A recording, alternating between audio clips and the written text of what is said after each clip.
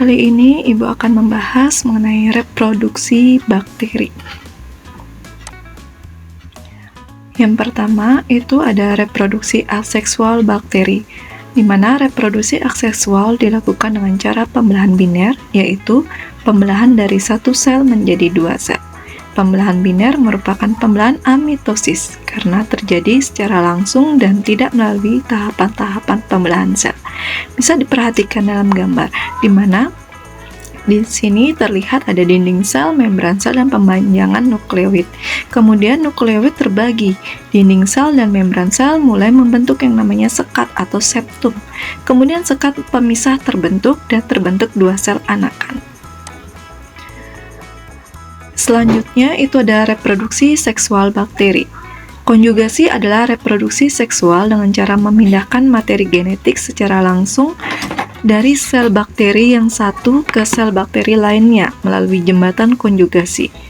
Contoh bakteri yang melakukannya yaitu Rhizobium sp, Escherichia coli, dan Agrobacterium sp. Bisa dilihat di gambar di mana ada sel bakteri pertama, kemudian ada kapsidnya, kemudian ada sel bakteri yang kedua.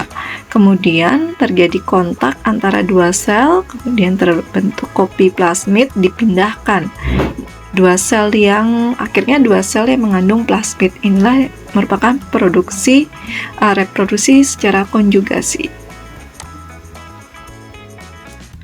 Kemudian reproduksi seksual bakteri itu ada transduksi, adalah rekombinasi gen antara dua sel bakteri yang diperantari oleh virus fag atau bakteriofag. Virus fag temperat atau virus yang dapat bereplikasi secara litik dan lisogenik merupakan virus yang paling cocok untuk melakukan proses transduksi. Contoh bakteri yang melakukannya yaitu Escherichia coli dengan perantara bakteriofag. Kalian perlu ingat untuk siklus litik dan siklus lisogenik dalam replikasi yang dilakukan oleh virus. Jadi ada bakteriofag yang menginfeksi, kemudian ada infeksi fag, pelepasan fag, kemudian reinfeksi bakteri baru, kemudian ada sel rekombinannya. Selanjutnya itu adalah transformasi. Transformasi merupakan rekombinasi gen dengan cara pemindahan secara langsung sedikit materi genetik dari suatu bakteri ke bakteri lainnya tanpa melalui jembatan konjugasi. Bakteri-bakteri yang dapat melakukan transformasi secara langsung adalah bakteri yang dapat memproduksi enzim khusus. Contohnya itu adalah Rhizobium, Neisseria, Bacillus, dan Pneumococcus.